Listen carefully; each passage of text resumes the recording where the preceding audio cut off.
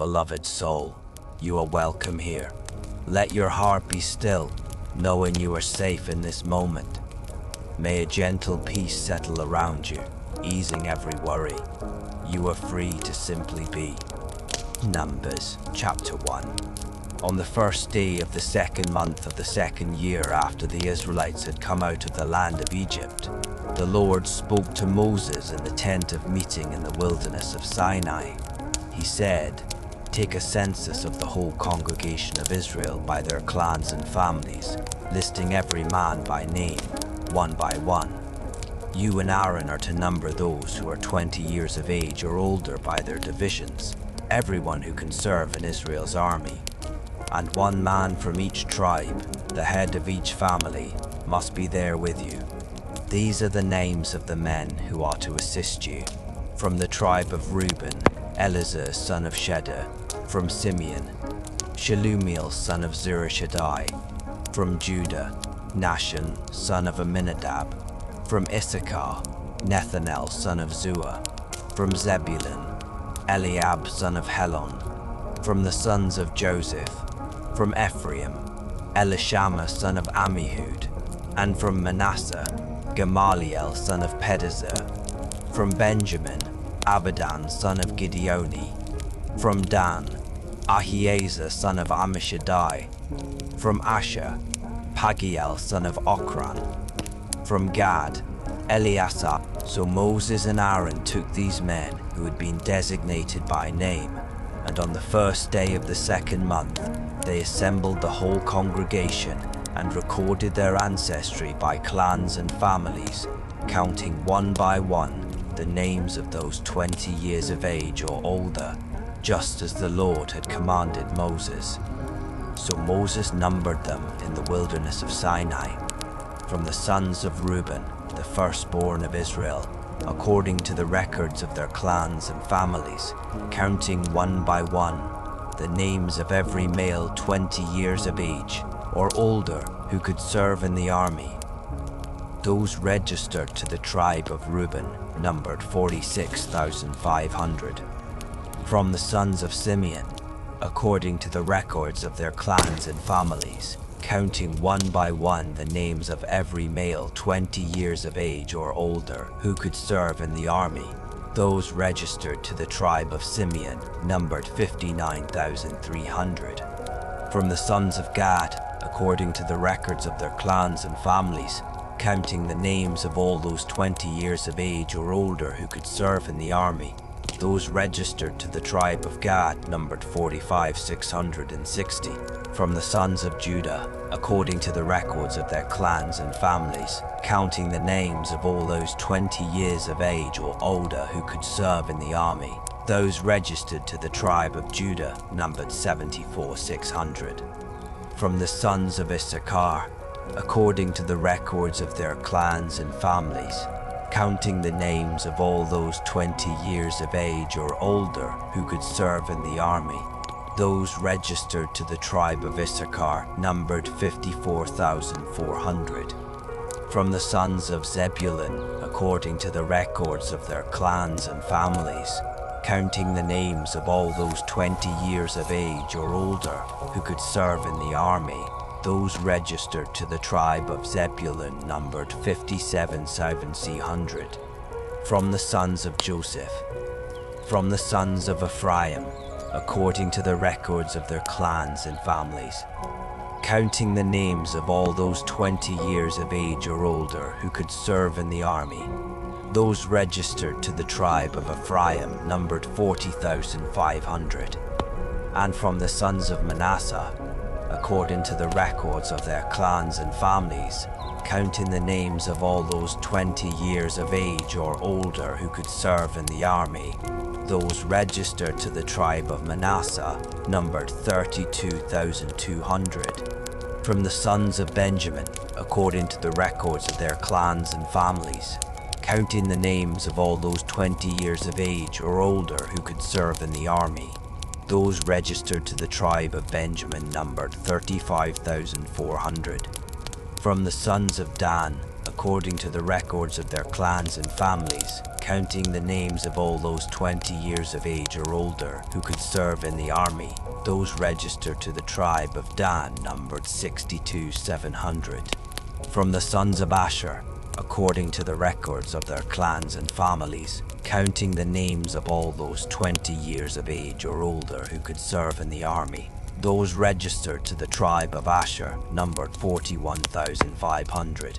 From the sons of Naphtali, according to the records of their clans and families, counting the names of all those 20 years of age or older who could serve in the army.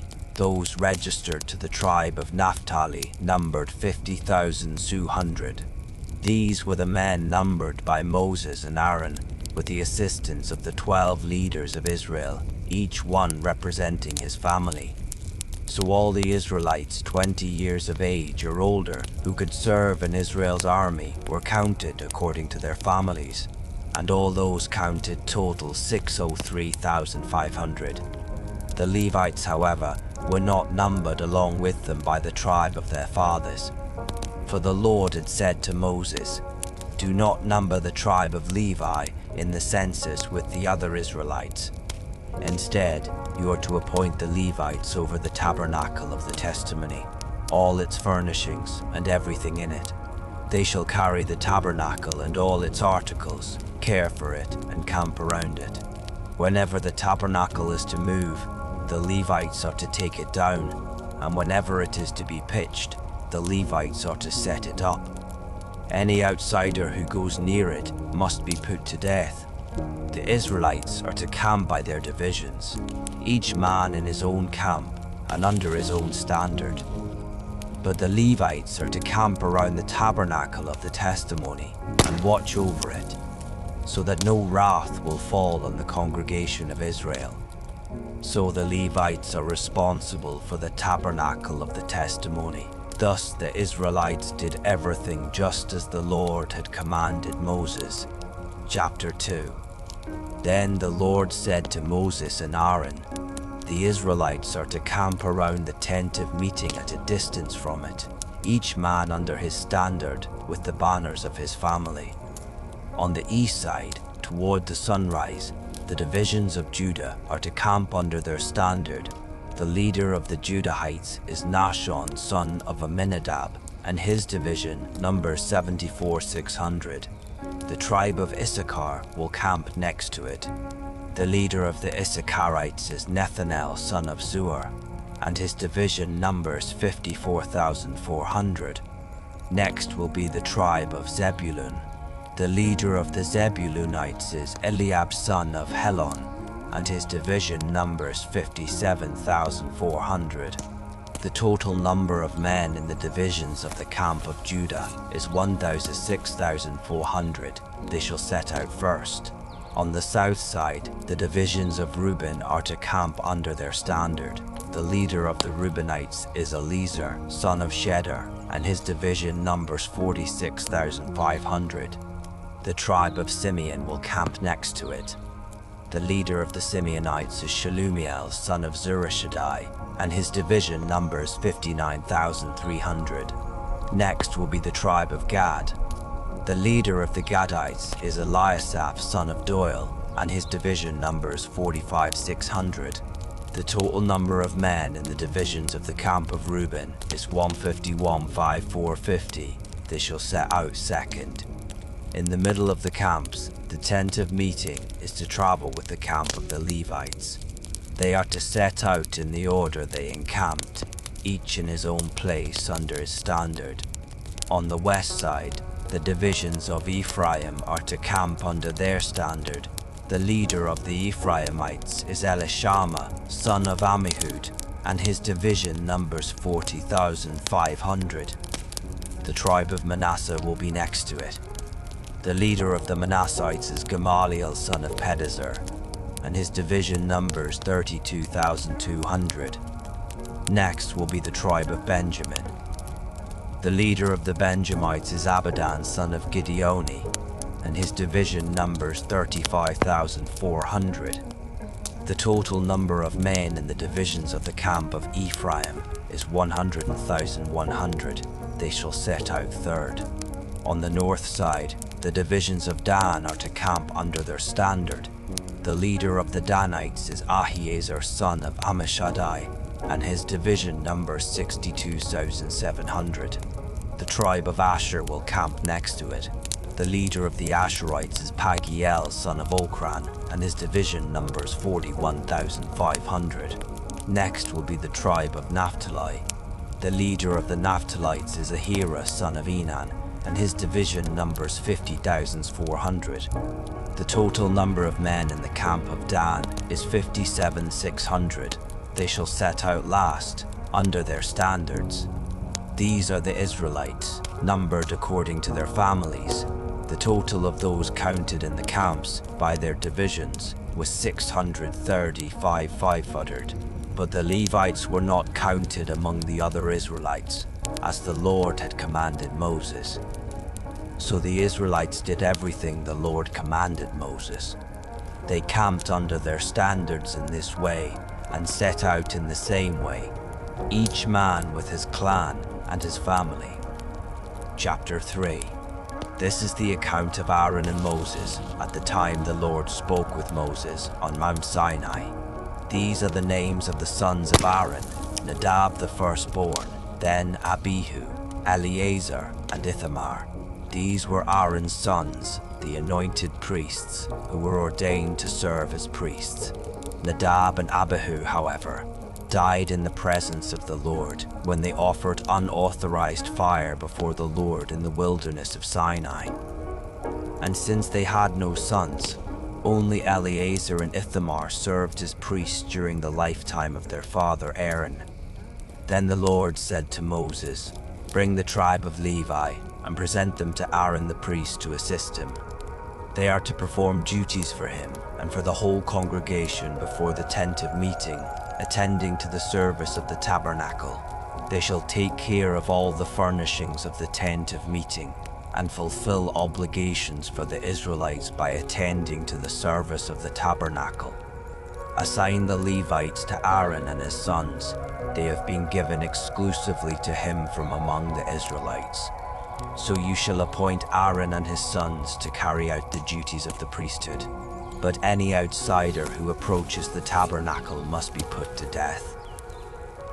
Again the Lord spoke to Moses, saying, "Behold, I have taken the Levites from among the children of Israel in place of every firstborn Israelite from the womb. The Levites belong to me, for all the firstborn are mine. On the day I struck down every firstborn in the land of Egypt, I consecrated to myself all the firstborn in Israel, both man and beast. They are mine, I am the Lord." Then the Lord spoke to Moses in the wilderness of Sinai, saying, "Number the Levites by their families and clans. You are to count every male a month old or more." So Moses numbered them according to the word of the Lord, as he had been commanded. These were the sons of Levi by name: Gershon, Kohath, and Merari. These were the names of the sons of Gershon by their clans: Libni and Shimei. The sons of Kohath by their clans were Amram, Izhar, Hebron, and Uzziel. And the sons of Merari by their clans were Mali and Mushi. These were the clans of the Levites according to their families. From Gershon came the Libnite clan and the Shimite clan. These were the Gershonite clans. The number of all the males a month old or more was 7,500.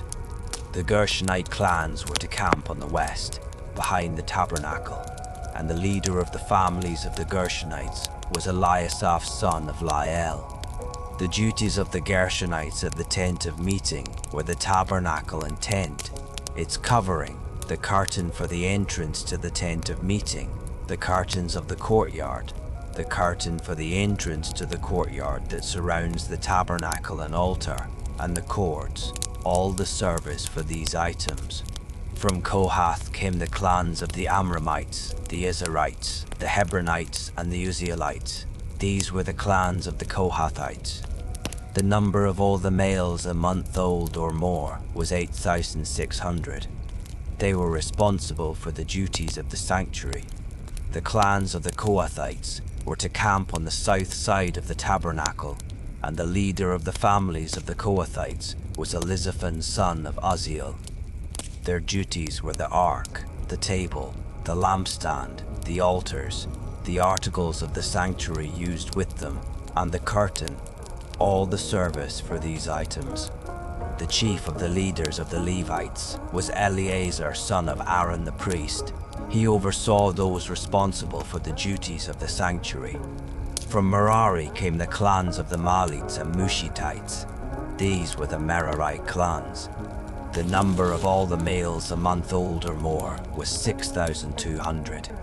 The leader of the families of the Merarites was Uriel son of Abihail. They were to camp on the north side of the tabernacle. The duties assigned to the sons of Merari were the tabernacle's frames, crossbars, posts, bases, and all its equipment, all the service for these items, as well as the posts of the surrounding courtyard with their bases, tent pegs, and ropes. Moses, Aaron, and Aaron's sons were to camp to the east of the tabernacle, toward the sunrise, before the tent of meeting. They were to perform the duties of the sanctuary as a service on behalf of the Israelites. But any outsider who approached the sanctuary was to be put to death.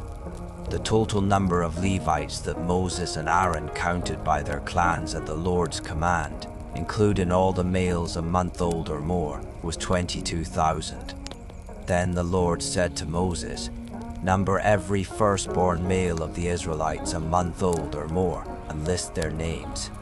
You are to take the Levites for me. I am the Lord in place of all the firstborn of Israel, and the livestock of the Levites in place of all the firstborn of the livestock of the Israelites." So Moses numbered all the firstborn of the Israelites, as the Lord had commanded him. The total number of the firstborn males a month old or more, listed by name, was 22,273. Again the Lord spoke to Moses, saying, "Take the Levites in place of all the firstborn of Israel, and the livestock of the Levites in place of their livestock. The Levites belong to me. I am the Lord. To redeem the 273 firstborn Israelites who outnumber the Levites, you are to collect 5 shekels for each one, according to the sanctuary shekel of 20 gerahs. Give the money to Aaron and his sons as the redemption price for the excess among the Israelites." So Moses collected the redemption money from those in excess of the number redeemed by the Levites. He collected the money from the firstborn of the Israelites, 1,365 shekels, according to the sanctuary shekel. And Moses gave the redemption money to Aaron and his sons in obedience to the word of the Lord, just as the Lord had commanded him. Let your body grow heavy and sink into rest. Chapter 4. Then the Lord said to Moses and Aaron, "Take a census of the Kohathites among the Levites by their clans and families, men from 30 to 50 years old, everyone who is qualified to serve in the work at the tent of meeting. This service of the Kohathites at the tent of meeting regards the most holy things. Whenever the camp sets out, Aaron and his sons are to go in, take down the veil of the curtain, and cover the ark of the testimony with it. They are to place over this a covering of fine leather, spread a solid blue cloth over it, and insert its poles. Over the table of the presence, they are to spread a blue cloth and place the plates and cups on it, along with the bowls and pitchers for the drink offering. The regular bread offering is to remain on it. And they shall spread a scarlet cloth over them, cover them with fine leather, and insert the poles. They are to take a blue cloth and cover the lampstand used for light, together with its lamps, wick trimmers, and trays, as well as the jars of oil with which to supply it. Then they shall wrap it, and all its utensils inside a covering of fine leather, and put it on the carrying frame. Over the gold altar, they are to spread a blue cloth, cover it with fine leather, and insert the poles. They are to take all the utensils for serving in the sanctuary. Place them in a blue cloth, cover them with fine leather, and put them on the carrying frame. Then they shall remove the ashes from the bronze altar, spread a purple cloth over it, and place on it all the vessels used to serve there, the fire pans, meat forks, shovels, and sprinkling bowls, all the equipment of the altar. They are to spread over it a covering of fine leather and insert the poles. When Aaron and his sons have finished covering the holy objects and all their equipment, as soon as the camp is ready to move, the Kohathites shall come and do the carrying. But they must not touch the holy objects, or they will die. These are the transportation duties of the Kohathites regarding the tent of meeting. Eleazar, son of Aaron the priest, shall oversee the oil for the light, the fragrant incense, the daily grain offering, and the anointing oil. He has oversight of the entire tabernacle and everything in it, including the holy objects and their utensils. Then the Lord said to Moses and Aaron, "Do not allow the Kohathite tribal clans to be cut off from among the Levites, in order that they may live and not die when they come near the most holy things. Do this for them. Aaron and his sons are to go in and assign each man his task and what he is to carry. But the Kohathites are not to go in and look at the holy objects, even for a moment, or they will die." And the Lord said to Moses, "Take a census of the Gershonites as well, by their families and clans, from 30 to 50 years old, counting everyone who comes to serve in the work at the tent of meeting. This is the service of the Gershonite clans regarding work and transport. They are to carry the curtains of the tabernacle, the tent of meeting with the covering of fine leather over it, the curtains for the entrance to the tent of meeting, the curtains of the courtyard, and the curtains for the entrance at the gate of the courtyard that surrounds the tabernacle and altar, along with their ropes and all the equipment for their service. The Gershonites will do all that needs to be done with these items. All the service of the Gershonites, all their transport duties and other work, is to be done at the direction of Aaron and his sons. You are to assign to them all that they are responsible to carry. This is the service of the Gershonite clans in the tent of meeting, and their duties shall be under the direction of Ithamar, son of Aaron the priest. As for the sons of Merari, you are to number them by their clans and families, from 30 to 50 years old, counting everyone who comes to serve in the work of the tent of meeting. This is the duty for all their service at the tent of meeting, to carry the frames of the tabernacle with its crossbars, posts and bases, and the posts of the surrounding courtyard with their bases, tent pegs and ropes, including all their equipment and everything related to their use. You shall assign by name the items that they are responsible to carry. This is the service of the Merarite clans, according to all their work at the tent of meeting, under the direction of Ithamar, son of Aaron the priest."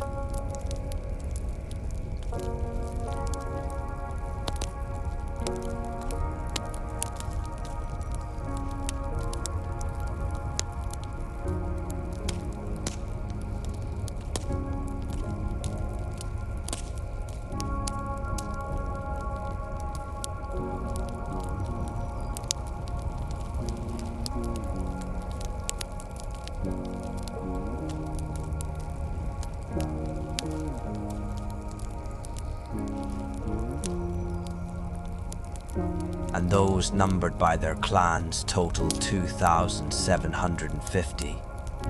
These were counted from the Kohathite clans, everyone who could serve at the tent of meeting. Moses and Aaron numbered them according to the command of the Lord through Moses.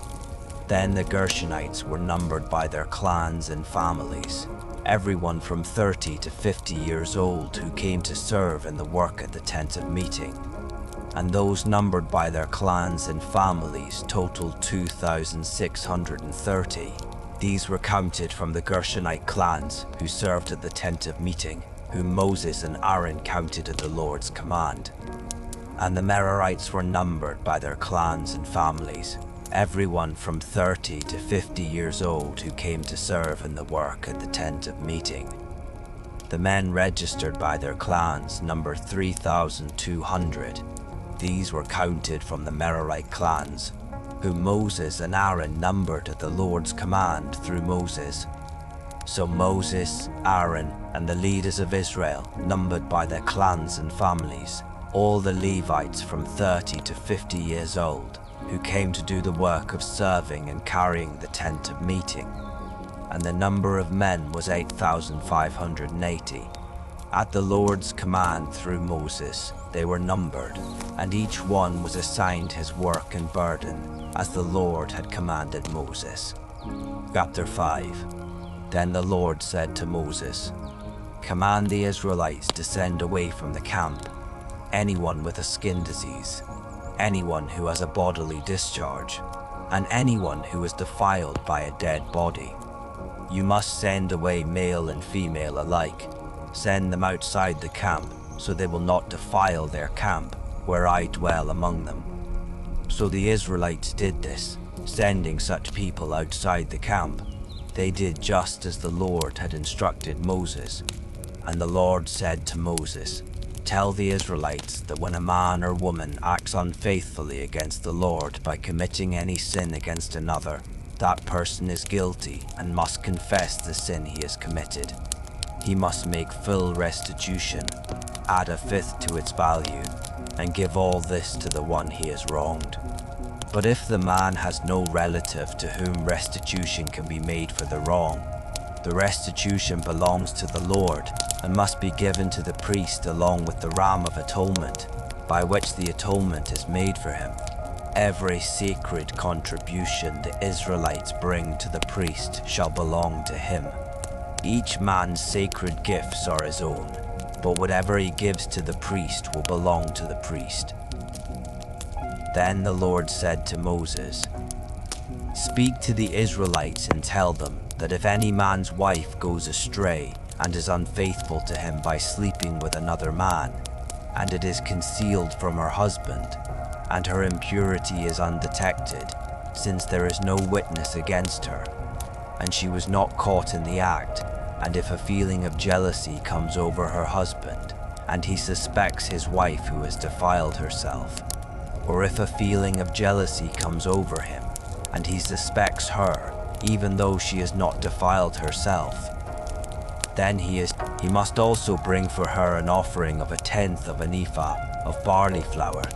He is not to pour oil over it or put frankincense on it, because it is a grain offering for jealousy, an offering of memorial as a reminder of iniquity. The priest is to bring the wife forward and have her stand before the Lord. Then he is to take some holy water in a clay jar and put some of the dust from the tabernacle floor into the water. After the priest has the woman stand before the Lord, he is to let down her hair and place in her hands the grain offering of memorial, which is the grain offering for jealousy. The priest is to hold the bitter water that brings a curse, and he is to put the woman under oath and say to her, "If no other man has slept with you, and you have not gone astray and become defiled while under your husband's authority, may you be immune to this bitter water that brings a curse. But if you have gone astray while under your husband's authority, and have defiled yourself and lain carnally with a man other than your husband's, and the priest shall have the woman swear under the oath of the curse, then may the Lord make you an attested curse among your people by making your thighs shrivel and your belly swell. May this water that brings a curse enter your stomach and cause your belly to swell and your thigh to shrivel." Then the woman is to say, "Amen, Amen." And the priest shall write these curses on a scroll and wash them off into the bitter water. He is to have the woman drink the bitter water that brings a curse, and it will enter her and may cause her bitter suffering. The priest shall take from her hand the grain offering for jealousy, wave it before the Lord, and bring it to the altar. Then the priest is to take a handful of the grain offering as a memorial portion and burn it on the altar. After that, he is to have the woman drink the water. When he has made her drink the water, if she has defiled herself and been unfaithful to her husband, then the water that brings a curse will enter her and cause bitter suffering. Her belly will swell, her thigh will shrivel, and she will become accursed among her people. But if the woman is not defiled herself and is clean, she will be unaffected and able to conceive children. This is the law of jealousy when a wife goes astray and defiles herself while under her husband's authority, or when a feeling of jealousy comes over a husband and he suspects his wife. He is to have the woman stand before the Lord, and the priest is to apply to her this entire law. The husband will be free from guilt, but the woman shall bear her iniquity. Chapter 6. And the Lord said to Moses, "Speak to the Israelites and tell them that if a man or woman makes a special vow, the vow of a Nazirite, to separate himself to the Lord, he is to abstain from wine and strong drink. He must not drink vinegar made from wine or strong drink, and he must not drink any grape juice or eat fresh grapes or raisins. All the days of his separation, he is not to eat anything that comes from the grapevine, not even the seeds or skins. For the entire period of his vow of separation, no razor shall touch his head. He must be holy until the time of his separation to the Lord is complete. He must let the hair of his head grow long. Throughout the days of his separation to the Lord, he must not go near a dead body. Even if his father or mother or brother or sister should die, he is not to defile himself, because the symbol of consecration to his God is upon his head. Throughout the time of his separation, he is holy to the Lord. If someone suddenly dies in his presence and defiles his consecrated head of hair, he must shave his head on the day of his cleansing, the 7th day. On the 8th day, he must bring 2 turtle doves or 2 young pigeons to the priest at the entrance to the tent of meeting, and the priest is to offer one as a sin offering and the other as a burnt offering to make atonement for him, because he has sinned by being in the presence of the dead body. On that day he must consecrate his head again. He must rededicate his time of separation to the Lord and bring a year-old male lamb as a guilt offering. But the preceding days shall not be counted, because his separation was defiled. Now this is the law of the Nazirite. When his time of separation is complete, he must be brought to the entrance to the tent of meeting, and he is to present an offering to the Lord of an unblemished year-old male lamb as a burnt offering, an unblemished year-old female lamb as a sin offering, and an unblemished ram as a peace offering, together with their grain offerings and drink offerings, and a basket of unleavened cakes made from fine flour mixed with oil, and unleavened wafers coated with oil. The priest is to present all these before the Lord and make the sin offering and the burnt offering. He shall also offer the ram as a peace offering to the Lord, along with the basket of unleavened bread. And the priest is to offer the accompanying grain offering and drink offering. Then, at the entrance to the tent of meeting, the Nazirite is to shave his consecrated head, take the hair, and put it on the fire unto the peace offering. And the priest is to take the boiled shoulder from the ram, 1 unleavened cake from the basket, and 1 unleavened wafer, and put them into the hands of the Nazirite who has just shaved the hair of his consecration. The priest shall then wave them as a wave offering before the Lord. This is a holy portion for the priest, in addition to the breast of the wave offering and the thigh that was presented. After that, the Nazirite may drink wine. This is the law of the Nazirite who vows his offering to the Lord for his separation. In addition to whatever else he can afford, he must fulfill whatever vow he makes according to the law of his separation. Then the Lord said to Moses, "Tell Aaron and his sons, this is how you are to bless the Israelites. Say to them, 'May the Lord bless you and keep you. May the Lord cause his face to shine upon you and be gracious to you. May the Lord lift up his countenance toward you and give you peace. So they shall put my name on the Israelites, and I will bless them. Release any burdens from your day. You are not alone.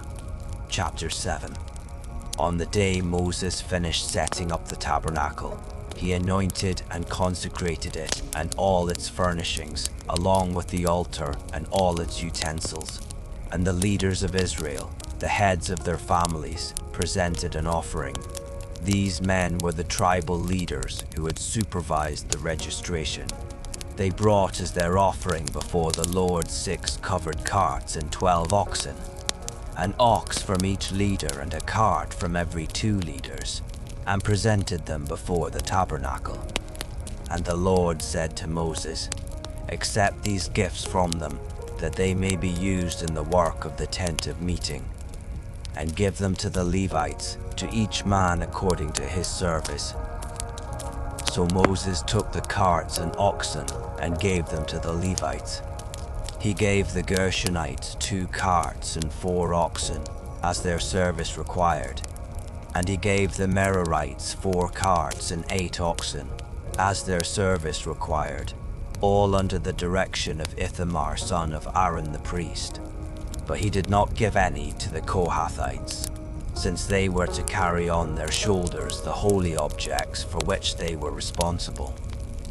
When the altar was anointed, the leaders approached with their offerings for its dedication and presented them before the altar.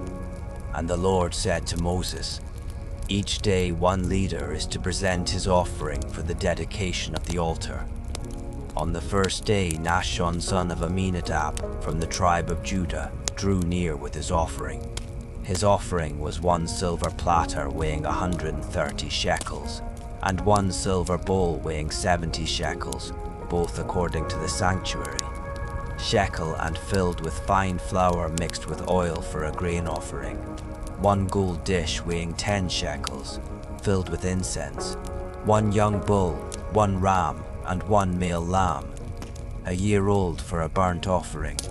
1 male goat for a sin offering, and a peace offering of 2 oxen, 5 rams, 5 male goats, and 5 male lambs a year old. This was the offering of Nahshon son of Amminadab. On the second day, Nethanel son of Zuar, the leader of Issachar, drew near. The offering he presented was 1 silver platter weighing 130 shekels, and 1 silver bowl weighing 70 shekels, both according to the sanctuary shekel, and filled with fine flour mixed with oil for a grain offering. 1 gold dish weighing 10 shekels, filled with incense. 1 young bull, 1 ram, and 1 male lamb, a year old for a burnt offering. 1 male goat for a sin offering, and a peace offering of 2 oxen, 5 rams, 5 male goats, and 5 male lambs a year old. This was the offering of Nethanel son of Zuar. On the third day, Eliab son of Helon, the leader of the Zebulunites, drew near. His offering was 1 silver platter weighing 130 shekels, and 1 silver bowl weighing 70 shekels, both according to the sanctuary shekel, and filled with fine flour mixed with oil for a grain offering.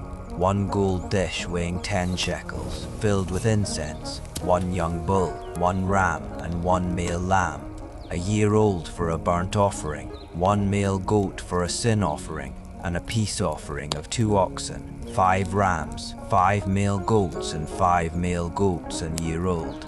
This was the offering of Eliab son of Helon. On the 4th day, Elizur son of Shedder, the leader of the Reubenites, drew near. His offering was 1 silver platter weighing 130 shekels, and 1 silver bowl weighing 70 shekels, both according to the sanctuary shekel, and filled with fine flour mixed with oil for a grain offering. 1 gold dish weighing 10 shekels, filled with incense. 1 young bull, 1 ram, and 1 male lamb, a year old for a burnt offering. 1 male goat for a sin offering, and a peace offering of 2 oxen, 5 rams, 5 male goats, and 5 male goats, and 5 male lambs a year old. This was the offering of Eliezer son of Shedeur. On the 5th day, Shalumiel son of Zurishaddai, the leader of the Simeonites, drew near. His offering was 1 silver platter weighing 130 shekels, and 1 silver bowl weighing 70 shekels, both according to the sanctuary shekel, and filled with fine flour mixed with oil for a grain offering. 1 gold dish weighing 10 shekels, filled with incense, 1 young bull, 1 ram, and 1 male lamb, a year old for a burnt offering, 1 male goat for a sin offering, and a peace offering of 2 oxen, 5 rams, 5 male goats, and 5 male lambs a year old. This was the offering of Shelumiel son of Zurishaddai. On the 6th day, Eliasaph son of Deuel, the leader of the Gadites, drew near. His offering was 1 silver platter weighing 130 shekels, and 1 silver bowl weighing 70 shekels, both according to the sanctuary shekel and filled with fine flour mixed with oil for a grain offering. 1 gold dish weighing 10 shekels, filled with incense, 1 young bull, 1 ram, and 1 male lamb, a year old for a burnt offering, 1 male goat for a sin offering, and a peace offering of 2 oxen, 5 rams, 5 male goats, and 5 male goats, and 5 male lambs a year old. This was the offering of Eliasaph son of Deuel. On the 7th day, Elishama son of Ammihud, the leader of the Ephraimites, drew near. His offering was 1 silver platter weighing 130 shekels, and 1 silver bowl weighing 70 shekels, both according to the sanctuary shekel, and filled with fine flour mixed with oil for a grain offering. 1 gold dish weighing 10 shekels, filled with incense, 1 young bull, 1 ram, and 1 male lamb, a year old for a burnt offering, 1 male goat for a sin offering, and a peace offering of 2 oxen, 5 rams, 5 male goats, and 5 male lambs a year old. This was the offering of Elishama son of Ammihud. On the 8th day, Gamaliel son of Pedazur, the leader of the Manassites, drew near. His offering was 1 silver platter weighing 130 shekels, and 1 silver bowl weighing 70 shekels, both according to the sanctuary shekel, and filled with fine flour mixed with oil for a grain offering. 1 gold dish weighing 10 shekels, filled with incense, 1 young bull, 1 ram, and 1 male lamb, a year old for a burnt offering, 1 male goat for a sin offering, and a peace offering of 2 oxen, 5 rams, 5 male goats, and 5 male lambs a year old. This was the offering of Gamaliel son of Pedazur. On the 9th day, Abidan son of Gideoni, the leader of the Benjamites, drew near. His offering was 1 silver platter weighing 130 shekels, and 1 silver bowl weighing 70 shekels, both according to the sanctuary shekel, and filled with fine flour mixed with oil for a grain offering. 1 gold dish weighing 10 shekels, filled with incense, 1 young bull, 1 ram, and 1 male lamb, a year old for a burnt offering, 1 male goat for a sin offering, and a peace offering of 2 oxen, 5 rams, 5 male goats, and 5 male lambs a year old. This was the offering of Abidan son of Gideoni. On the 10th day, Ahiezer son of Ammishaddai, the leader of the Danites, drew near. His offering was 1 silver platter weighing 130 shekels, and 1 silver bowl weighing 70 shekels, both according to the sanctuary shekel, and filled with fine flour mixed with oil for a grain offering. 1 gold dish weighing 10 shekels, filled with incense, 1 young bull, 1 ram, and 1 male lamb, a year old for a burnt offering, 1 male goat for a sin offering, and a peace offering of 2 oxen, 5 rams, 5 male goats, and 5 male lambs a year old. This was the offering of Ahiezer, son of Ammishaddai. On the 11th day, Pagiel, son of Okran, the leader of the Asherites, drew near. His offering was 1 silver platter weighing 130 shekels, and 1 silver bowl weighing 70 shekels, both according to the sanctuary shekel, and filled with fine flour mixed with oil for a grain offering. 1 gold dish weighing 10 shekels, filled with incense, 1 young bull, 1 ram, and 1 male lamb, a year old for a burnt offering, 1 male goat for a sin offering, and a peace offering of 2 oxen, 5 rams, 5 male goats, and 5 male lambs a year old. This was the offering of Pagiel, son of Okran. On the 12th day, Ahira, son of Enan, the leader of the Naphtalites, drew near.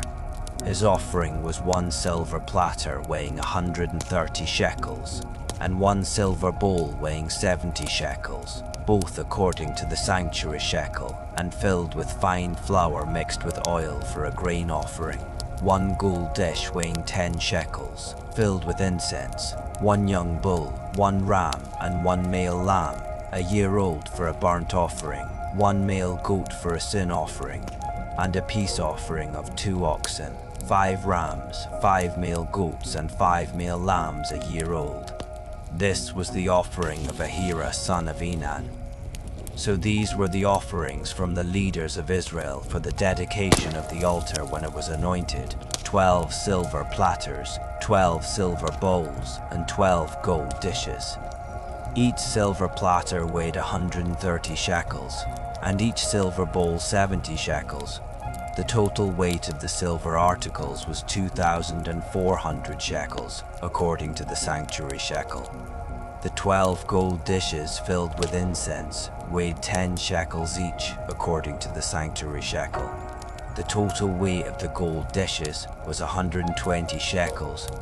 All the livestock for the burnt offering totaled 12 bulls, 12 rams, and 12 male lambs a year old, together with their grain offerings, and 12 male goats for the sin offering.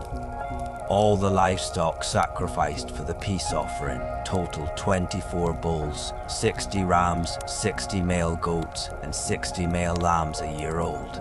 This was the dedication offering for the altar after it was anointed. When Moses entered the tent of meeting to speak with the Lord, he heard the voice speaking to him from between the 2 cherubim above the mercy seat on the ark of the testimony. Thus the Lord spoke to him. Chapter 8. Then the Lord said to Moses, "Speak to Aaron and tell him, when you set up the 7 lamps, they are to light the area in front of the lampstand." And Aaron did so. He set up the lamps facing toward the front of the lampstand, just as the Lord had commanded Moses. This is how the lampstand was constructed. It was made of hammered gold from its base to its blossoms, fashioned according to the pattern the Lord had shown Moses. Again the Lord spoke to Moses, saying, "Take the Levites from among the Israelites and make them ceremonially clean. This is what you must do to cleanse them. Sprinkle them with the water of purification. Have them shave their whole bodies and wash their clothes, and so purify themselves.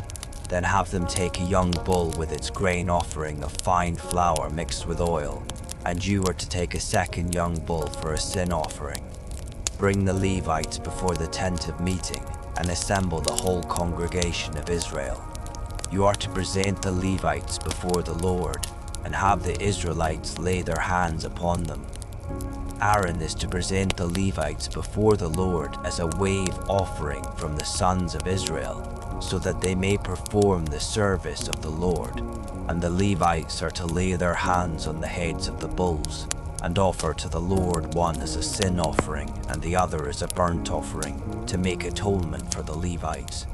You are to have the Levites stand before Aaron and his sons, and then present them before the Lord as a wave offering. In this way, you shall separate the Levites from the rest of the Israelites, and the Levites will belong to me. After you have cleansed them and presented them as a wave offering, they may come to serve at the tent of meeting, for the Levites have been wholly given to me from among the sons of Israel. I have taken them for myself in place of all who come first from the womb, the firstborn of all the sons of Israel. For every firstborn male in Israel is mine, both man and beast. I set them apart for myself on the day I struck down all the firstborn in the land of Egypt. But I have taken the Levites in place of all the firstborn among the sons of Israel. And I have given the Levites as a gift to Aaron and his sons from among the Israelites, to perform the service for the Israelites at the tent of meeting, and to make atonement on their behalf, so that no plague will come against the Israelites when they approach the sanctuary. So Moses, Aaron, and the whole congregation of Israel did with the Levites everything that the Lord had commanded Moses they should do. The Levites purified themselves and washed their clothes, and Aaron presented them as a wave offering before the Lord. Aaron also made atonement for them to cleanse them. After that, the Levites came to perform their service at the tent of meeting in the presence of Aaron and his sons. Thus they did with the Levites, just as the Lord had commanded Moses. And the Lord said to Moses, "This applies to the Levites. Men 25 years of age or older shall enter to perform the service in the work at the tent of meeting.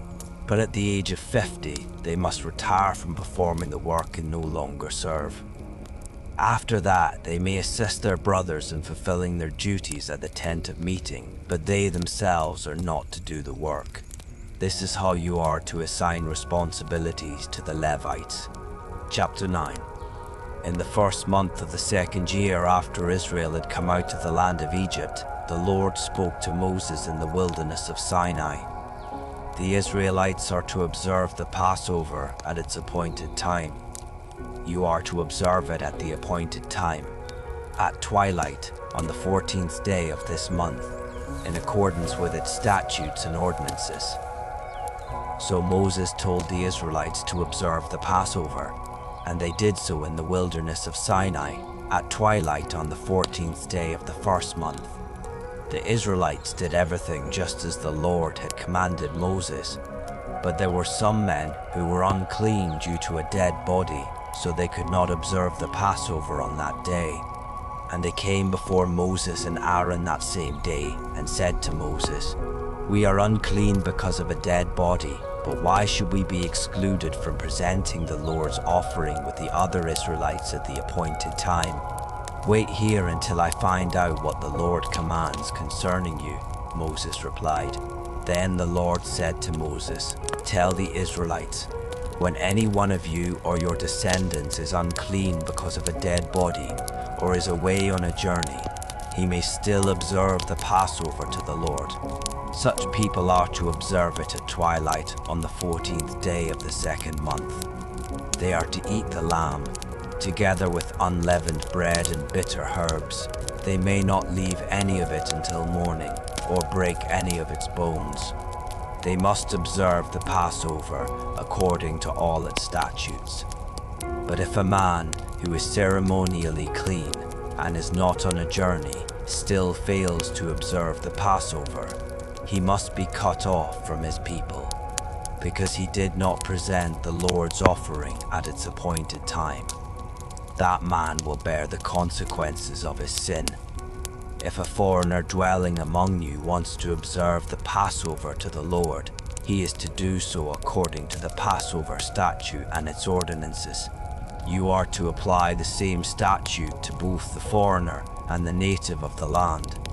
On the day that the tabernacle, the tent of the testimony, was set up, the cloud covered it and appeared like fire above the tabernacle from evening until morning. It remained that way continually. The cloud would cover the tabernacle by day, and at night it would appear like fire. Whenever the cloud was lifted from above the tent, the Israelites would set out, and wherever the cloud settled, there the Israelites would camp. At the Lord's command, the Israelites set out, and at the Lord's command they camped. As long as the cloud remained over the tabernacle, they remained encamped. Even when the cloud lingered over the tabernacle for many days, the Israelites kept the Lord's charge and did not set out. Sometimes the cloud remained over the tabernacle for only a few days, and they would camp at the Lord's command and set out at the Lord's command. Sometimes the cloud remained only from evening until morning, and when it lifted in the morning, they would set out. Whether it was by day or by night, when the cloud was taken up, they would set out. Whether the cloud lingered for 2 days, a month, or longer, the Israelites camped and did not set out as long as the cloud remained over the tabernacle, but when it was lifted, they would set out. They camped at the Lord's command, and they set out at the Lord's command. They carried out the Lord's charge according to his command through Moses. Soft quiet surrounds you, allowing your thoughts to drift and fade. Chapter 10. Then the Lord said to Moses, "Make 2 trumpets of hammered silver to be used for calling the congregation and for having the camp set out. When both are sounded, the whole congregation is to assemble before you at the entrance to the tent of meeting. But if only one is sounded, then the leaders, the heads of the clans of Israel, are to gather before you. When you sound short blasts, the camps that lie on the east side are to set out. When you sound the short blasts a second time, the camps that lie on the south side are to set out. The blasts are to signal them to set out.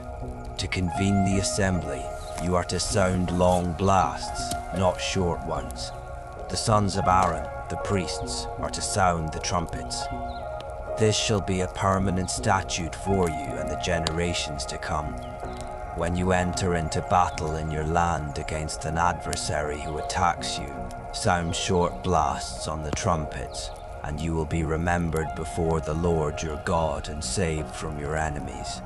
And on your joyous occasions, your appointed feasts, and the beginning of each month, you are to blow the trumpets over your burnt offerings and peace offerings to serve as a reminder for you before your God. I am the Lord your God. On the 20th day of the 2nd month of the 2nd year, the cloud was lifted from above the tabernacle of the testimony, and the Israelites set out from the wilderness of Sinai, traveling from place to place until the cloud settled in the wilderness of Paran. They set out this first time according to the Lord's command through Moses. First, the divisions of the camp of Judah set out under their standard, with Nahshon son of Amminadab in command. Nathanael son of Zuar was over the division of the tribe of Issachar, and Eliab son of Helon was over the division of the tribe of Zebulun. Then the tabernacle was taken down, and the Gershonites and the Merarites set out, transporting it. Then the divisions of the camp of Reuben set out under their standard, with Elizur son of Shedeur in command. Shelumiel son of Zurishaddai was over the division of the tribe of Simeon, and Eliasaph son of Duel was over the division of the tribe of Gad. Then the Kohathites set out, transporting the holy objects. The tabernacle was to be set up before their arrival. Next, the divisions of the camp of Ephraim set out under their standard, with Elishama son of Ammihud in command. Gamaliel son of Pedazur was over the division of the tribe of Manasseh, and Abidan son of Gideoni was over the division of the tribe of Benjamin. Finally, the divisions of the camp of Dan set out under their standard, serving as the rear guard for all units, with Ahiezer son of Ammishaddai in command. Pagiel son of Ochran was over the division of the tribe of Asher, and Ahira son of Enan was over the division of the tribe of Naphtali. This was the order of march for the Israelite divisions as they set out. Then Moses said to Hobab, the son of Moses' father-in-law, Ru of the Midianite, "We are setting out for the place of which the Lord said, 'I will give it to you.' Come with us, and we will treat you well, for the Lord has promised good things to Israel." "I will not go," Hobab replied. "Instead, I'm going back to my own land and my own people." "Please do not leave us," Moses said, "since you know where we should camp in the wilderness, and you can serve as our eyes. If you come with us, we will share with you whatever good things the Lord gives us." So they set out on a 3-day journey from the mountain of the Lord, with the ark of the covenant of the Lord traveling ahead of them for those 3 days to seek a resting place for them. And the cloud of the Lord was over them by day when they set out from the camp. Whenever the ark set out, Moses would say, "Rise up, O Lord. May your enemies be scattered. May those who hate you flee before you." And when it came to rest, he would say, "Return, O Lord, to the countless thousands of Israel." Chapter 11. Soon the people began to complain about the hardship in the hearing of the Lord, and when he heard them, his anger was kindled, and fire from the Lord blazed among them and consumed the outskirts of the camp. And the people cried out to Moses, and he prayed to the Lord, and the fire died down. So that place was called Taberah, because the fire of the Lord had burned among them. Meanwhile, the rabble among them had a strong craving for other food. And again the Israelites wept and said, "Who will feed us meat? We remember the fish we ate freely in Egypt, along with the cucumbers, melons, leeks, onions, and garlic. But now our appetite is gone. There is nothing to see but this manna." Now the manna resembled coriander seed, and its appearance was like that of gum resin. The people walked around and gathered it, ground it on a hand mill, or crushed it in a mortar, then boiled it in a cooking pot, or shaped it into cakes. It tasted like pastry baked with fine oil. When the dew fell on the camp at night, the manna would fall with it. Then Moses heard the people of family after family weeping at the entrances to their tents, and the anger of the Lord was kindled greatly, and Moses was also displeased. So Moses asked the Lord, "Why have you brought this trouble on your servant? Why have I not found favor in your sight, that you have laid upon me the burden of all these people? Did I conceive all these people? Did I give them birth so that you should tell me, 'Carry them in your bosom as a nurse carries an infant, to the land that you swore to give their fathers?' Where can I get meat for all these people? For they keep crying out to me, 'Give us meat to eat.' I cannot carry all these people by myself. It is too burdensome for me. If this is how you are going to treat me, please kill me right now, if I have found favor in your eyes, and let me not see my own wretchedness." Then the Lord said to Moses, "Bring me 70 of the elders of Israel known to you as leaders and officers of the people. Bring them to the tent of meeting and have them stand there with you. And I will come down and speak with you there, and I will take some of the spirit that is on you and put that spirit on them. They will help you bear the burden of the people, so that you do not have to bear it by yourself. And say to the people, 'Consecrate yourselves for tomorrow, and you will eat meat, because you have cried out in the hearing of the Lord, saying, "Who will feed us meat? For we were better off in Egypt." Therefore the Lord will give you meat, and you will eat. You will eat it not for 1 or 2 days, nor for 5 or 10 or 20 days, but for a whole month, until it comes out of your nostrils and makes you nauseous, because you have rejected the Lord who is among you, and have cried out before him, saying, "Why did we ever leave Egypt?" But Moses replied, "Here I am among 600,000 men on foot, yet you say, 'I will give them meat, and they will eat for a month.' If all our flocks and herds were slaughtered for them, would they have enough? Or if all the fish in the sea were caught for them, would they have enough?" The Lord answered Moses, "Is the Lord's arm too short?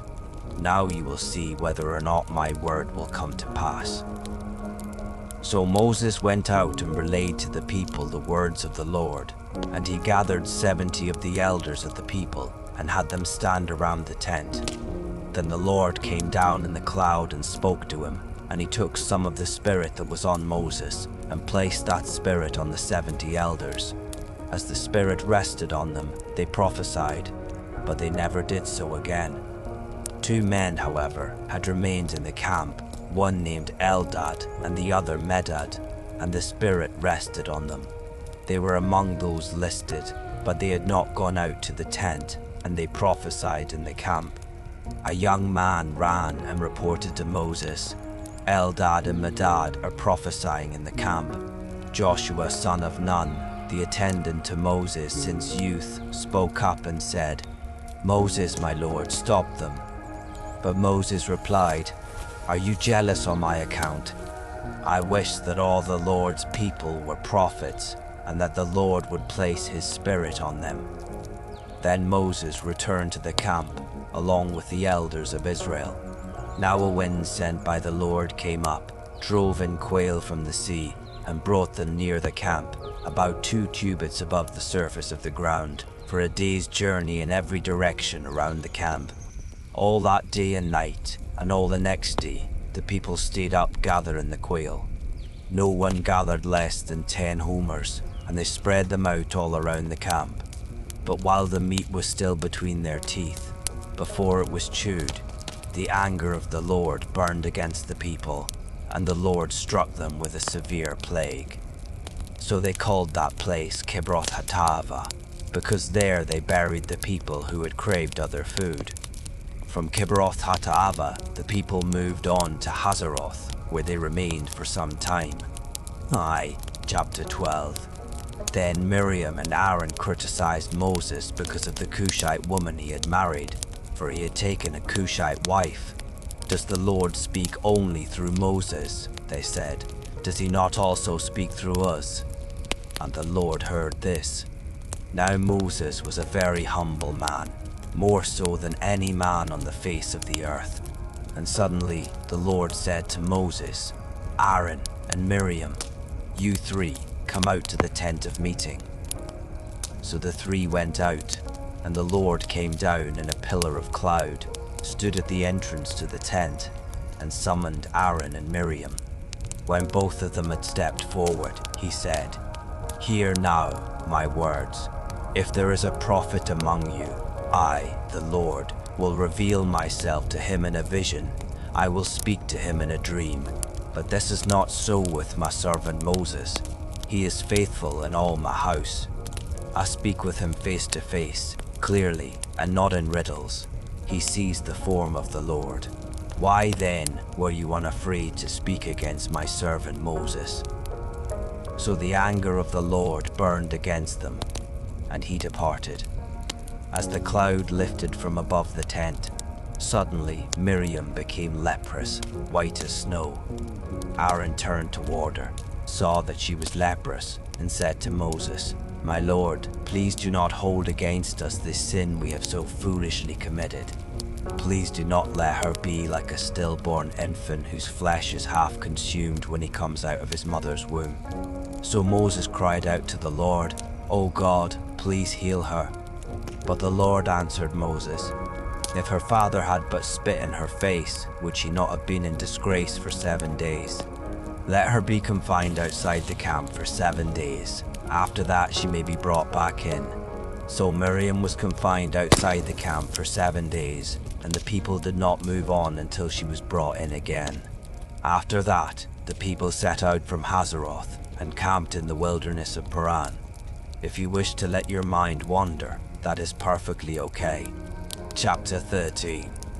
And the Lord said to Moses, Send out for yourself men to spy out the land of Canaan, which I am giving to the Israelites. From each of their fathers' tribes send 1 man who is a leader among them. So at the command of the Lord, Moses sent them out from the wilderness of Paran. All the men were leaders of the Israelites, and these were their names. From the tribe of Reuben, Shammua son of Zachar. From the tribe of Simeon, Shaphat son of Hori. From the tribe of Judah, Caleb son of Jephunneh. From the tribe of Issachar, Eagle son of Joseph. From the tribe of Ephraim, Hoshea son of Nun. From the tribe of Benjamin, Palti son of Raphu. From the tribe of Zebulun, Gadiel son of Sodi. From the tribe of Manasseh, a tribe of Naseth, a tribe of Joseph, Gadi son of Susi. From the tribe of Dan, Amiel son of Gemali. From the tribe of Asher, Sether son of Mike. These were the names of the men Moses sent to spy out the land, and Moses gave to Hoshea son of Nun the name Joshua.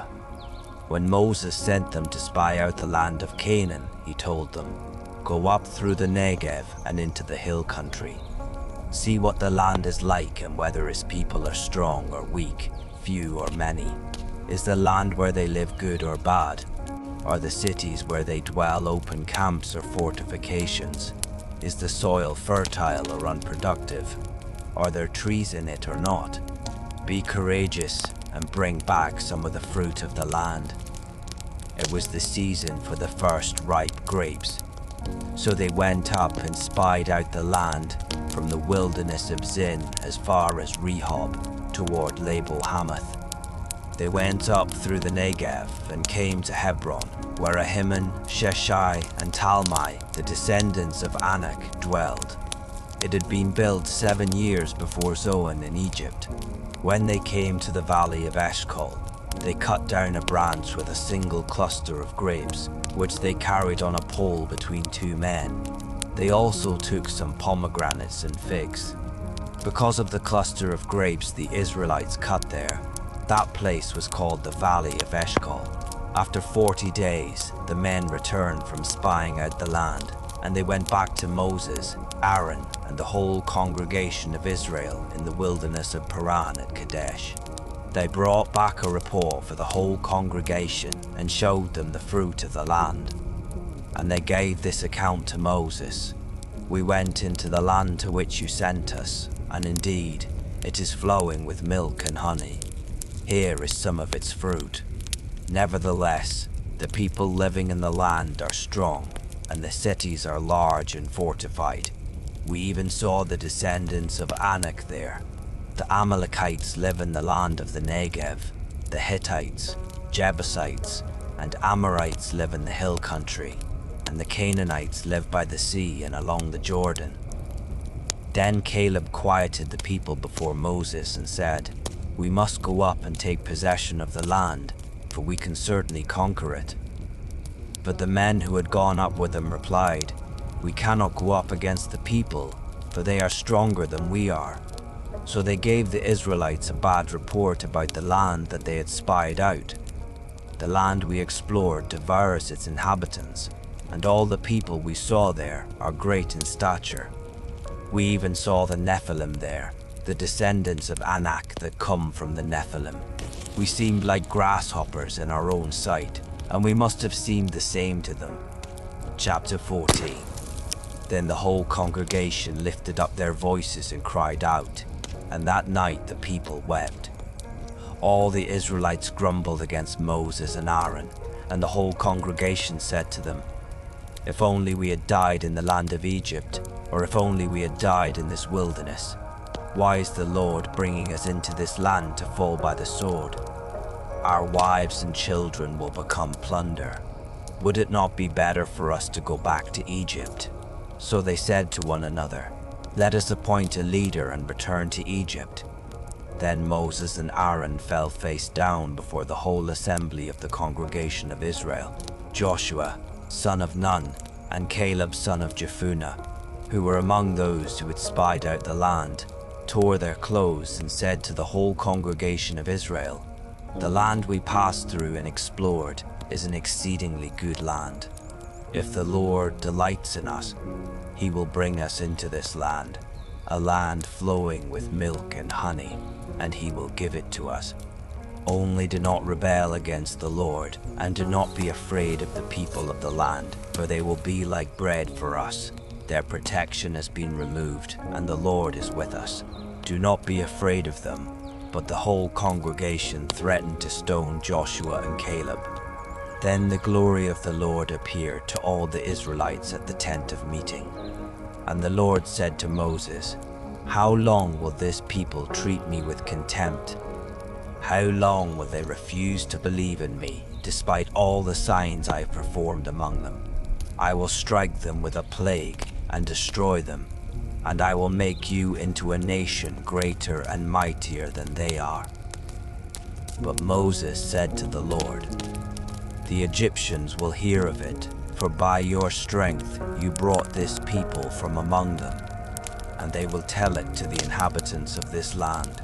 They have already heard that you, O Lord, are in the midst of this people, that you, O Lord, have been seen face to face, that your cloud stands over them, and that you go before them in a pillar of cloud by day, and a pillar of fire by night. If you kill this people as one man, the nations who have heard of your fame will say, because the Lord was unable to bring this people into the land he swore to give them, he has slaughtered them in the wilderness. So now I pray, may the power of my Lord be magnified, just as you have declared. The Lord is slow to anger and abounding in loving devotion, forgiving iniquity and transgression. Yet he will by no means leave the guilty unpunished. He will visit the iniquity of the fathers upon their children, to the third and fourth generation. Pardon, I pray, the iniquity of this people, in keeping with the greatness of your loving devotion, just as you have forgiven them ever since they left Egypt. I have pardoned them as you requested, the Lord replied. Yet as surely as I live, and as surely as the whole earth is filled with the glory of the Lord, not one of the men who have seen my glory, and the signs I performed in Egypt and in the wilderness, yet have tested me and disobeyed me these 10 times. Not one will ever see the land that I swore to give their fathers. None of those who have treated me with contempt will see it. But because my servant Caleb has a different spirit and has followed me wholeheartedly, I will bring him into the land he has entered, and his descendants will inherit it. Now, since the Amalekites and Canaanites are living in the valleys, turn back tomorrow and head for the wilderness along the route to the Red Sea. Then the Lord said to Moses and Aaron, How long will this wicked congregation grumble against me? I have heard the complaints that the Israelites are making against me. So tell them, as surely as I live, declares the Lord, I will do to you exactly as I heard you say. Your bodies will fall in this wilderness, all who were numbered in the census, everyone 20 years of age or older, because you have grumbled against me. Surely none of you will enter the land in which I swore to settle you, except Caleb son of Jephunneh and Joshua son of Nun. But I will bring your children, whom you said would become plunder, into the land you have rejected, and they will enjoy it. As for you, however, your bodies will fall in this wilderness. Your children will be shepherds in the wilderness for 40 years, and they will suffer for your unfaithfulness until the last of your bodies lies in the wilderness. In keeping with the 40 days you spied out the land, you shall bear your guilt 40 years, a year for each day, and you will experience my alienation. I, the Lord, have spoken, and I will surely do these things to this entire wicked congregation which has conspired against me. They will meet their end in the wilderness, and there they will die.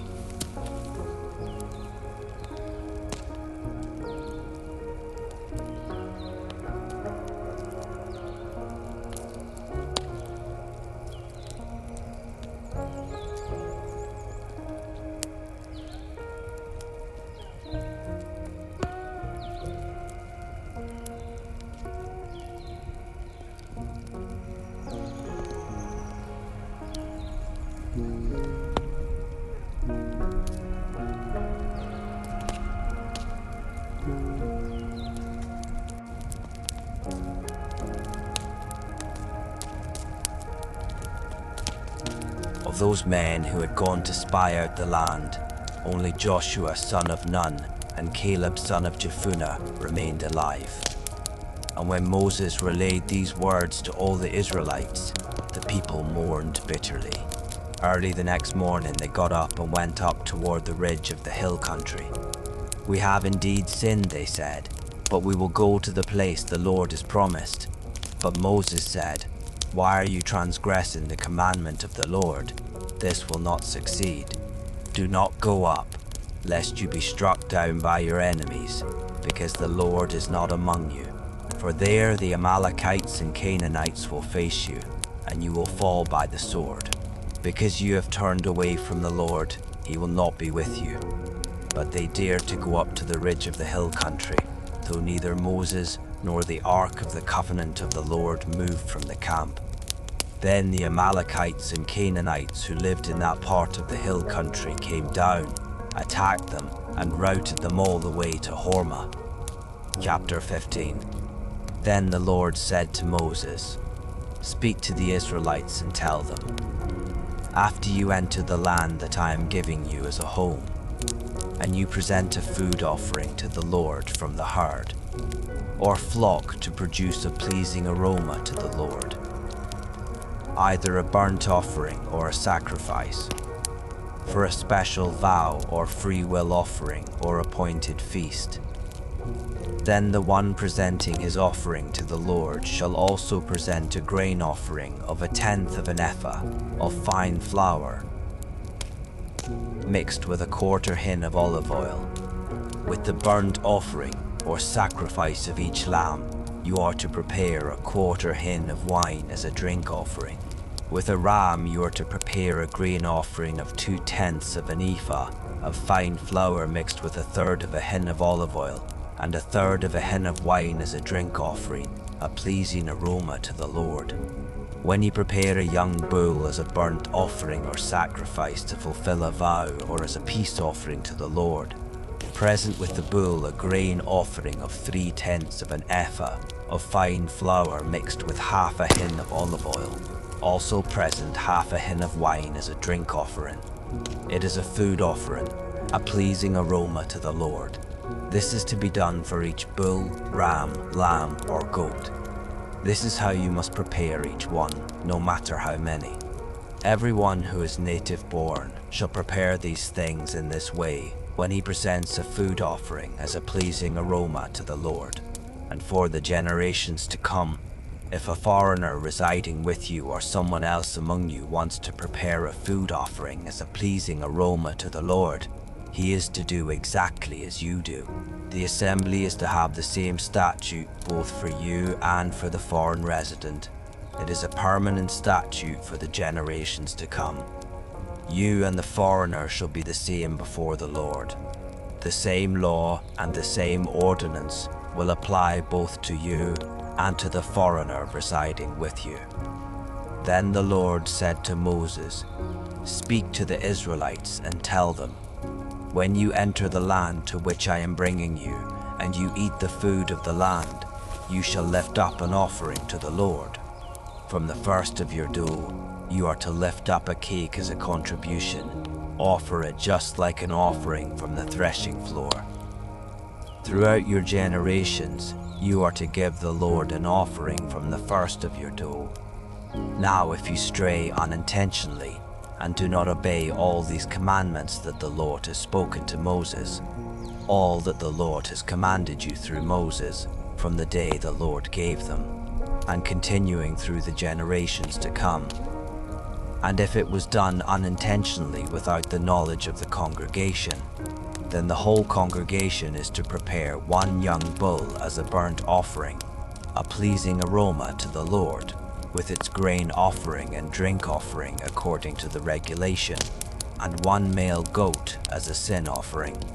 The priest is to make atonement for the whole congregation of Israel, so that they may be forgiven, for the sin was unintentional, and they have brought to the Lord a food offering and a sin offering, presented before the Lord for their unintentional sin.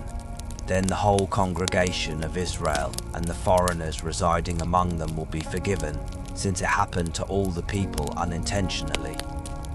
Also, if one person sins unintentionally, he is to present a year-old female goat as a sin offering, and the priest shall make atonement before the Lord on behalf of the person who erred by sinning unintentionally, and when atonement has been made for him, he will be forgiven. You shall have the same law for the one who acts in error, whether he is a native-born Israelite or a foreigner residing among you. But the person who sins defiantly, whether a native or foreigner, blasphemes the Lord. that person shall be cut off from among his people. He shall certainly be cut off, because he has despised the word of the Lord and broken his commandment. His guilt remains on him. While the Israelites were in the wilderness, a man was found gathering wood on the Sabbath day. Those who found the man gathering wood brought him to Moses, Aaron, and the whole congregation. And because it had not been declared what should be done to him, they placed him in custody. And the Lord said to Moses, "The man must surely be put to death.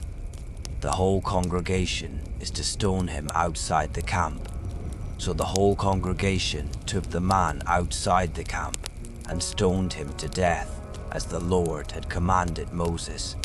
And the Lord said to Moses, "Speak to the Israelites and tell them that throughout the generations to come, they are to make for themselves tassels for the corners of their garments, with a blue cord on each tassel.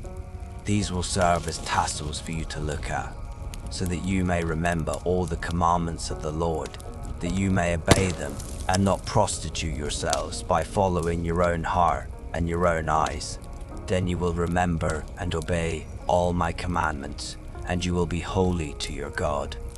I am the Lord your God who brought you out of the land of Egypt to be your God. I am the Lord your God." Permission to pause, to trust, to simply listen as you rest. Chapter 16. Now Korah son of Izhar, the son of Kohath son of Levi, along with some Reubenites, Dathan and Abiram, sons of Eliab, and On son of Peleth, conducted a rebellion against Moses, along with 250 men of Israel, renowned as leaders of the congregation and representatives in the assembly. They came together against Moses and Aaron and told them, "You have taken too much upon yourselves, for everyone in the entire congregation is holy, and the Lord is in their midst. Why then do you exalt yourselves above the assembly of the Lord?" When Moses heard this, he fell face down. Then he said to Korah and all his followers, "Tomorrow morning the Lord will reveal who belongs to him and who is holy, and he will bring that person near to himself. The one he chooses, he will bring near to himself. You, Korah, and all your followers are to do as follows. Take censers, and tomorrow you are to place fire and incense in them in the presence of the Lord. Then the man the Lord chooses will be the one who is holy. It is you, sons of Levi, who have taken too much upon yourselves." Moses also said to Korah, "Now listen, you sons of Levi. Is it not enough for you that the God of Israel has separated you from the congregation of Israel and brought you near to himself to perform the work of the Lord's tabernacle and to stand before the congregation to minister to them? He has brought you near, you and all your fellow Levites, but you are seeking the priesthood as well. Therefore, it is you and all your followers who have conspired against the Lord.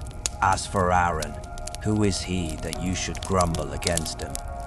Then Moses summoned Dathan and Abiram, the sons of Eliab, but they said, "We will not come. Is it not enough that you have brought us up out of a land flowing with milk and honey to kill us in the wilderness? Must you also appoint yourself as ruler over us? Moreover, you have not brought us into a land flowing with milk and honey, or given us an inheritance of fields and vineyards. Will you gouge out the eyes of these men? No, we will not come." Then Moses became very angry and said to the Lord, "Do not regard their offering. I have not taken one donkey from them, or mistreated a single one of them." And Moses said to Korah, "You and all your followers are to appear before the Lord tomorrow, you and they and Aaron. Each man is to take a censer, place incense in it, and present it before the Lord 250 censers. You and Aaron are to present your censers as well." So each man took his censer, put fire and incense in it, and stood with Moses and Aaron at the entrance to the tent of meeting. When Korah had gathered his whole assembly against them at the entrance to the tent of meeting, the glory of the Lord appeared to the whole congregation. And the Lord said to Moses and Aaron, "Separate yourselves from this congregation, so that I may consume them in an instant." But Moses and Aaron fell face down and said, "O God, the God of the spirits of all flesh, when one man sins, will you be angry with the whole congregation?" Then the Lord said to Moses, "Tell the congregation to move away from the dwellings of Korah, Dathan, and Abiram." So Moses got up and went to Dathan and Abiram, and the elders of Israel followed him. And he warned the congregation, "Move away now from the tents of these wicked men. Do not touch anything that belongs to them, or you will be swept away because of all their sins." So they moved away from the dwellings of Korah, Dathan, and Abiram. Meanwhile, Dathan and Abiram had come out and stood at the entrances to their tents with their wives and children and infants. Then Moses said, "This is how you will know that the Lord has sent me to do all these things, for it was not my own doing. If these men die a natural death, or if they suffer the fate of all men, then the Lord has not sent me. But if the Lord brings about something unprecedented, and the earth opens its mouth and swallows them, and all that belongs to them, so that they go down alive into Sheol, then you will know that these men have treated the Lord with contempt." As soon as Moses had finished saying all this, the ground beneath them split open, and the earth opened its mouth and swallowed them and their households, all Korah's men and all their possessions. They went down alive into Sheol with all they owned. The earth closed over them, and they vanished from the assembly. At their cries, all the people of Israel who were around them fled, saying, "The earth may swallow us too." And fire came forth from the Lord and consumed the 250 men who were offering the incense. Then the Lord said to Moses, "Tell Eleazar, son of Aaron the priest, to remove the censers from the flames and to scatter the coals far away, because the censers are holy. As for the censers of those who sinned at the cost of their own lives, hammer them into sheets to overlay the altar, for these were presented before the Lord, and so have become holy. They will serve as a sign to the Israelites." So Eleazar the priest took the bronze censers brought by those who had been burned up, and he had them hammered out to overlay the altar, just as the Lord commanded him through Moses. This was to be a reminder to the Israelites that no outsider who is not a descendant of Aaron should approach to offer incense before the Lord, lest he become like Korah and his followers. The next day, the whole congregation of Israel grumbled against Moses and Aaron, saying, "You have killed the Lord's people." But when the congregation gathered against them, Moses and Aaron turned toward the tent of meeting, and suddenly the cloud covered it, and the glory of the Lord appeared. Then Moses and Aaron went to the front of the tent of meeting, and the Lord said to Moses, "Get away from this congregation, so that I may consume them in an instant." And Moses and Aaron fell face down. Moses said to Aaron, "Take your censer, place fire from the altar in it, and add incense. Go quickly to the congregation and make atonement for them, because wrath has come out from the Lord, the plague has begun." So Aaron took the censer as Moses had ordered, and ran into the midst of the assembly. And seeing that the plague had begun among the people, he offered the incense and made atonement for the people. He stood between the living and the dead, and the plague was halted. But those who died from the plague numbered 14,700, in addition to those who had died on account of Korah. Then Aaron returned to Moses at the entrance to the tent of meeting, since the plague had been halted. Chapter 17. And the Lord said to Moses, "Speak to the Israelites, and take from them 12 staffs, one from the leader of each tribe. Write each man's name on his staff, and write Aaron's name on the staff of Levi, because there must be one staff for the head of each tribe. Place the staffs in the tent of meeting in front of the testimony, where I meet with you. The staff belonging to the man I choose will sprout, and I will rid myself of the constant grumbling of the Israelites against you." So Moses spoke to the Israelites, and each of their leaders gave him a staff, one for each of the leaders of their tribes, 12 staffs in all. And Aaron's staff was among them. Then Moses placed the staffs before the Lord in the tent of the testimony. The next day, Moses entered the tent of the testimony and saw that Aaron's staff, representing the house of Levi, had sprouted, put forth buds, blossomed, and produced almonds. Then Moses brought out all the staffs from the Lord's presence to all the Israelites. They saw them, and each man took his own staff. The Lord said to Moses, "Put Aaron's staff back in front of the testimony, to be kept as a sign for the rebellious, so that you may put an end to their grumbling against me, lest they die." So Moses did as the Lord had commanded him. Then the Israelites declared to Moses, "Look, we are perishing. We are lost. We are all lost. Anyone who comes near the tabernacle of the Lord will die. Are we all going to perish?" Chapter 18. So the Lord said to Aaron, "You and your sons and your father's house must bear the iniquity involving the sanctuary, and you and your sons alone must bear the iniquity involving your priesthood. But bring with you also your brothers from the tribe of Levi, the tribe of your father, that they may join you and assist you and your sons before the tent of the testimony. And they shall attend to your duties and to all the duties of the tent, but they must not come near to the furnishings of the sanctuary or the altar, or both they and you will die. They are to join you and attend to the duties of the tent of meeting, doing all the work at the tent, but no outsider may come near you.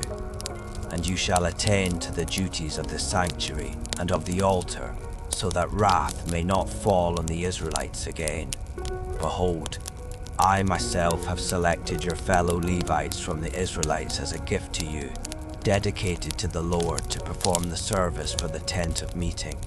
But only you and your sons shall attend to your priesthood, for everything concerning the altar and what is inside the veil, and you are to perform that service.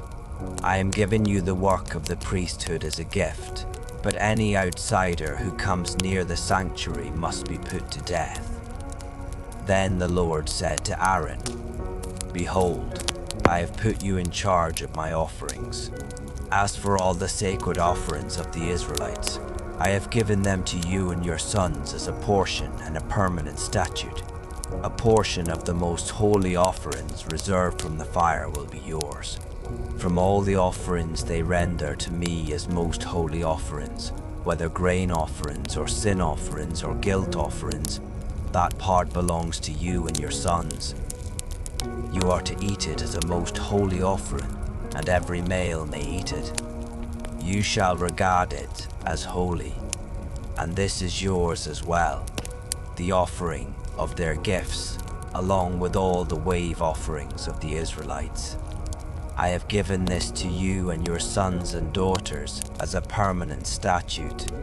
Every ceremonially clean person in your household may eat it. I give you all the freshest olive oil and all the finest new wine and grain that the Israelites give to the Lord as their first fruits. The first fruits of everything in their land that they bring to the Lord will belong to you. Every ceremonially clean person in your household may eat them. Every devoted thing in Israel belongs to you. The firstborn of every womb, whether man or beast, that is offered to the Lord belongs to you. But you must surely redeem every firstborn son and every firstborn male of unclean animals. You are to pay the redemption price for a month-old male according to your valuation, 5 shekels of silver, according to the sanctuary shekel, which is 20 gerahs. But you must not redeem the firstborn of an ox, a sheep, or a goat. They are holy. You are to splatter their blood on the altar and burn their fat as a food offering, a pleasing aroma to the Lord.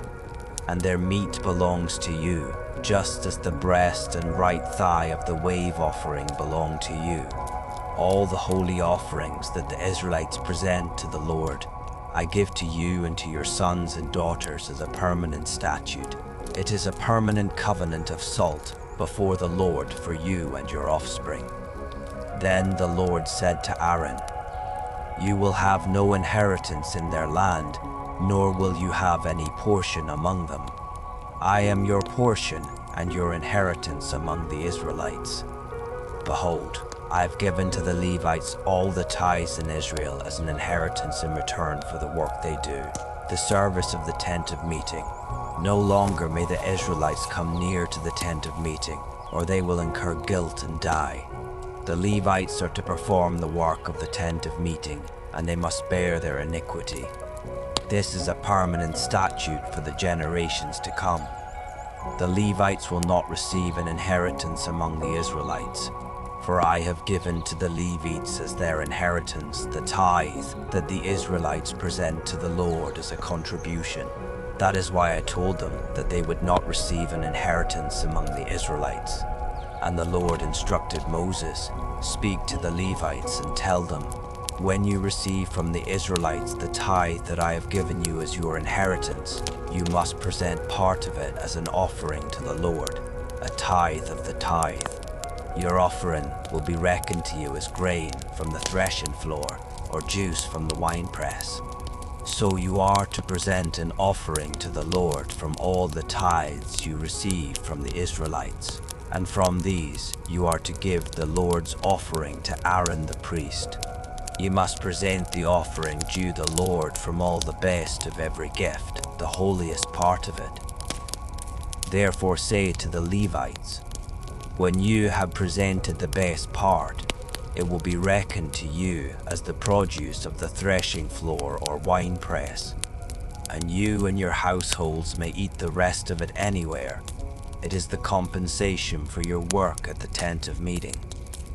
Once you have presented the best part of it, you will not incur guilt because of it, but you must not defile the sacred offerings of the Israelites, or else you will die. There is comfort in quiet presence, softly holding you now." Chapter 19. Then the Lord said to Moses and Aaron, "This is the statute of the law that the Lord has commanded.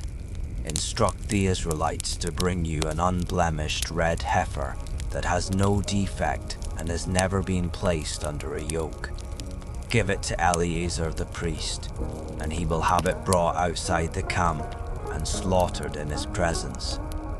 Eleazar the priest is to take some of its blood on his finger and sprinkle it 7 times toward the front of the tent of meeting. Then the heifer must be burned in his sight. Its hide, its flesh, and its blood are to be burned, along with its dung. The priest is to take cedar wood, hyssop, and scarlet wool and throw them onto the burning heifer. Then the priest must wash his clothes and bathe his body in water. After that he may enter the camp, but he will be ceremonially unclean until evening.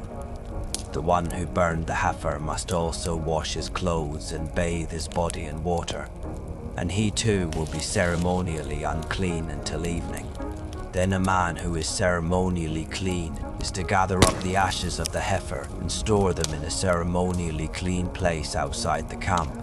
They must be kept by the congregation of Israel for preparing the water of purification. This is for purification from sin. The man who has gathered up the ashes of the heifer must also wash his clothes, and he will be ceremonially unclean until evening.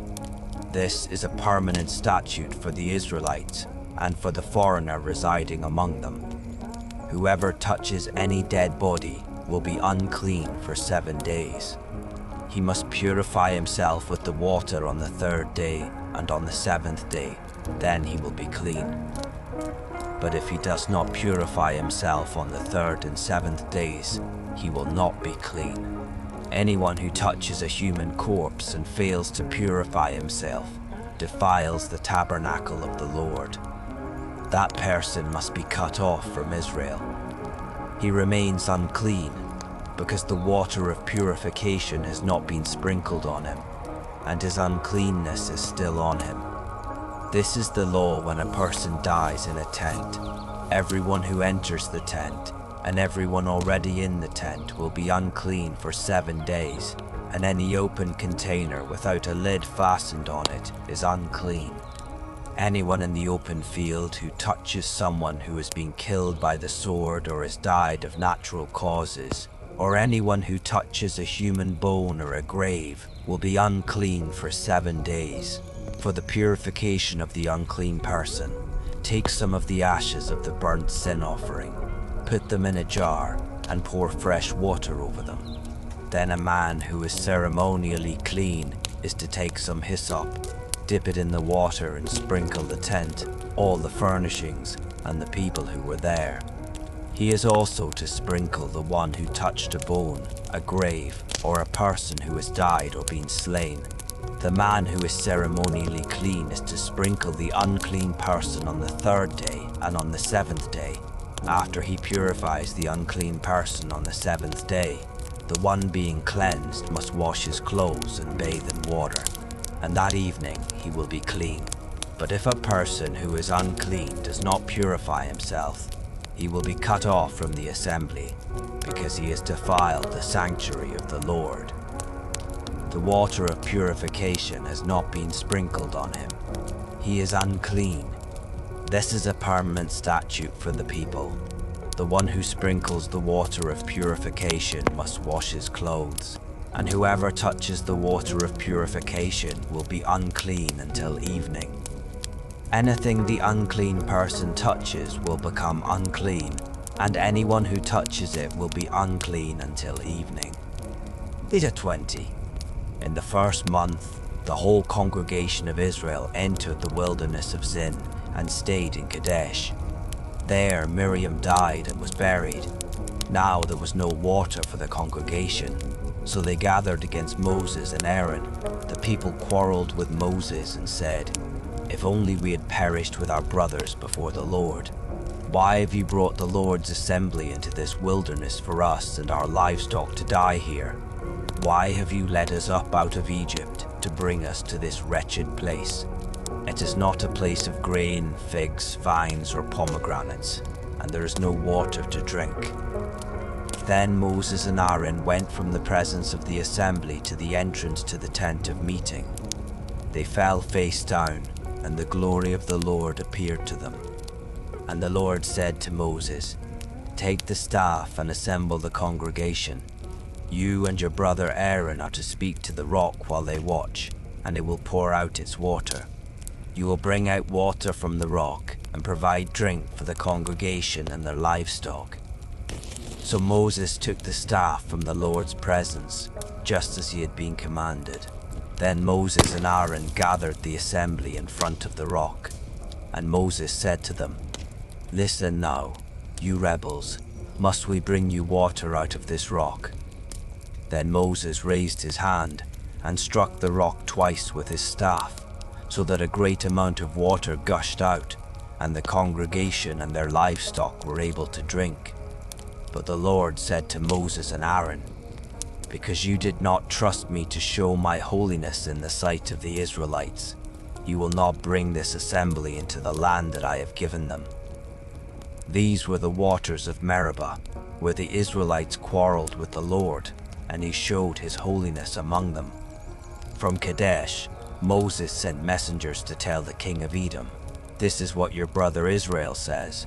You know all the hardship that has befallen us, how our fathers went down to Egypt, where we lived many years.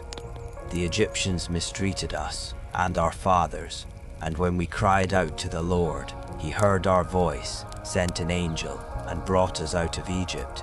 Now look, we are in Kadesh, a city on the edge of your territory. Please let us pass through your land. We will not go through any field or vineyard, or drink water from any well. We will stay on the king's highway. We will not turn to the right or to the left until we have passed through your territory." But Edom answered, "You may not travel through our land, or we will come out and confront you with the sword." "We will stay on the main road," the Israelites replied, "and if we or our herds drink your water, We will pay for it. There will be no problem. Only let us pass through on foot. But Edom insisted, "You may not pass through." And they came out to confront the Israelites with a large army and a strong hand. So Edom refused to allow Israel to pass through their territory, and Israel turned away from them. After they had set out from Kadesh, the whole congregation of Israel came to Mount Hor. And at Mount Hor, near the border of the land of Edom, the Lord said to Moses and Aaron, "Aaron will be gathered to his people. He will not enter the land that I have given the Israelites, because both of you rebelled against my command at the waters of Meribah. Take Aaron and his son Eleazar and bring them up Mount Hor. Remove Aaron's priestly garments and put them on his son Eleazar. Aaron will be gathered to his people and will die there." So Moses did as the Lord had commanded, and they climbed Mount Hor in the sight of the whole congregation. After Moses had removed Aaron's garments and put them on his son Eleazar, Aaron died there on top of the mountain. Then Moses and Eleazar came down from the mountain.